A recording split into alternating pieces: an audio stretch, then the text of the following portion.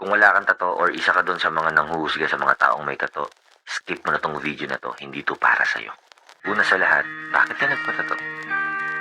Hindi ko man alam pero sinisigurado ko, merong istorya sa likod kung bakit nagpalagay ka ng tinta sa balat mo. Hindi ako naniniwala na nagpapatato ang isang tao para lang magmukhang astig, para lang maging cool. Naniniwala ako na may dahilan kung bakit ka nagpalagay ng tato.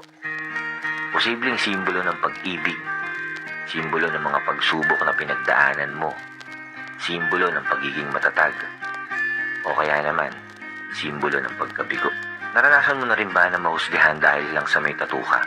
Yung tipong hindi ka matanggap sa trabaho na kaya mo namang gampanan at maaaring mas magaling ka pa nga dun sa ibang tao, pero hindi ka matanggap-tanggap dahil lang sa tattoo mo. Nakakalungkot, di ba?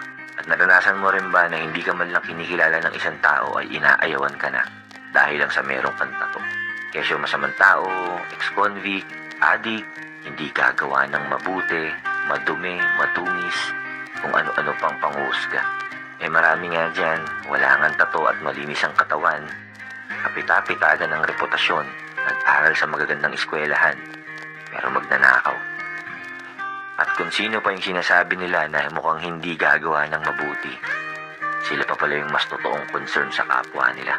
Nakakalungkot isipin na maraming tao ang mapanghusga base sa nakikita sa panlabas mong anyo. Tipong hindi ka naman talaga nilang kilala, pero ayaw ka na nilang kilalanin dahil sa physical appearance mo.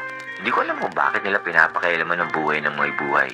Hindi naman nila pera yung ginamit para magpatato. Di ba nila nare-realize na sobrang iksi lang ng buhay para ilaan pa nila yung atensyon nila sa buhay ng ibang tao? Ang tanong, sinong nagkakasala? Yung mga taong may tato na wala namang ginagawa? O yung mga taong nanghuhusga base sa nakikita ng kanilang mga mata?